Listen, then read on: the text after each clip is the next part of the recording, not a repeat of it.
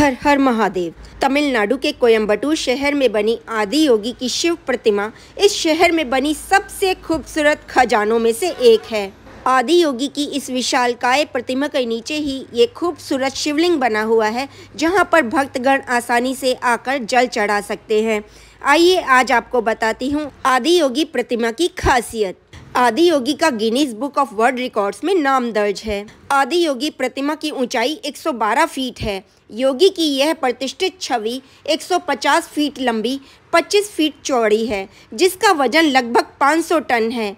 यहाँ सप्ताह के अंत में पूर्णिमा, अमावस्या और अन्य शुभ दिनों में 3D लेजर शो होता है, जो कि 8 बजे से 8:15 बजे तक चलता है। भक्त आदि योगी के चारों ओर लगे 621 त्रिशूलों में से किसी एक पर काला कपड़ा बांधकर आदि योगी को वस्त्र अर्पित कर सकते हैं। आदि योगी की प्रतिमा के सामने जहां लोग खड़े फोटो खिंचा रहे हैं, ध्यान से देखिए, बहुत सारे त्रिशूल लगे हुए आपको दिख रहे होंगे। आप इन पर वस्त्र बांधकर योगी जी को वस्त्र अर्पित कर सकते हैं। हर पूर्णिमा की रात आदि योगी आधी रात तक खुला रहता है और साउंड्स ऑफ ईशा द्वारा रात 10:30 बजे से 11:30 बजे तक आदि योगी के लिए एक संगीत प्रदर्शन पेश किया जाता है। हर अमावस्या के दिन आसपास के गांवों के लोगों के द्वारा योगेश्वर लिंग पर पारंपरिक प्रसाद चढ़ाया जाता है। इसके साथ ही पारंपरिक संगीत और अन्य कई प्रोग्राम्स का भी आयोजन किया जाता है। योगेश्वर लिंग पर शंभु मंत्र 4 दक्षिण भारतीय भाषाओं तमिल, तेलुगु, कन्नड़ और मलयालम में लिखा गया है। आदि योगी के गले में दुनिया की सबसे बड़ी रुद्राक्ष माला है, जिसमें 1,08,000 रुद्राक्ष हैं। मोती 12 महीने तक देवीय ऊर्जा में सोखते हैं और प्रत्येक महाशिवरात्रि की शुभ रात्रि में उन्हें भक्तों को प्रसाद के रूप में दिया जाता है। आदि योगी शिव प्रतिमा के पास घूमने की बहुत सारी जगहें हैं। सिरुवानी झरना, ध्यान लिंगम, मरुधाम मलाई, अरुमेलुगु, सुब्रमण्यम स्वामी मंदिर, वेलियांगिरी हिल्स और सिरुवानी बांध है। अगर आप आदि योगी शिव प्रतिमा जाने का प्लान बना रहे हैं तो इन पास की जगहों पर भी घूम सकते हैं। शिव प्रतिमा के दर्शन करने के बाद मैं थोड़ी सी ही आगे गई। आधा किलोमीटर आगे जाकर ही ध्यान लिंगम दिखाई दिया। वहाँ पर लोग ध्यान कर रहे थे, योग कर रहे थे। मैं भी वहाँ पर ध्यान में बैठ गई और योग भी किया।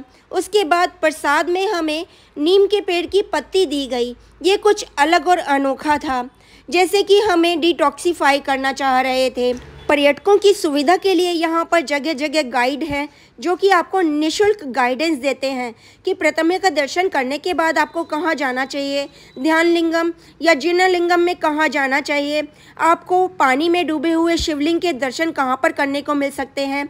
शिवलिंग पानी के बड़े बड़े सरोवरों में है, जहाँ पर जेंट्स जा रहे थे सरोवर के अंदर और शिवलिंग को जो जल के अंदर डूबा हुआ था वहाँ पर पूजा भी कर रहे थे और साथ में ध्यान भी लगा रहे थे। इसके साथ ही बहुत बड़ा अंदर शिवलिंग बना हुआ है, बहुत ज़्यादा बड़ा और इतना सुंदर, उसके ऊपर नाग लिपटा हुआ है और वहाँ पर पिन ड्रॉप साइलेंस होता है। वहाँ तक जाने के लिए आपको बुल्लक कार्ट्स भी मिलती हैं, जो 10 रुपये लेती हैं, आपको वहाँ तक छोड़ देती हैं। वैसे मुश्किल से आप 2 मिनट में वहाँ पर पहुँच सकते हैं। जो सामने बिल्डिंग दिखाई दे रही है ना, बस वहाँ तक ही आपको पहुँचना है। वहाँ पर जाने के बाद आपको जिन लिंगम, ध्यान लिंगम आदि के दर्शन होते हैं, जहाँ पर आप योग करेंगे, ध्यान लगाएंगे और बहुत बड़े शिवलिंग के दर्शन करेंगे। और वहीं पर पानी में डूबा हुआ शिवलिंग भी है, जहाँ पर लोग शिवलिंग पर दर्शन करते हैं और प्रार्थना करते हैं। ये सारी बुल्लक कार्ट्स वहीं पर ही जा रहे हैं। वापसी में भी आप बुल्लक कार्ट्स में 10 रुपये का किराया देकर आदि योगी तक पहुंच सकते हैं। पैदल भी जाएं तो मुश्किल से 2 मिनट लगते हैं। अगर आप यहाँ पर आने का प्लान बना रहे हैं तो सर्दियों में ही आइए, क्योंकि दिसंबर के महीने में भी यहाँ पर टेम्परेचर ज़्यादा ही रहता है। 25 डिग्री 26 डिग्री टेम्परेचर रहता है। गर्मियों में यहाँ पर गर्मी ज़्यादा हो सकती है।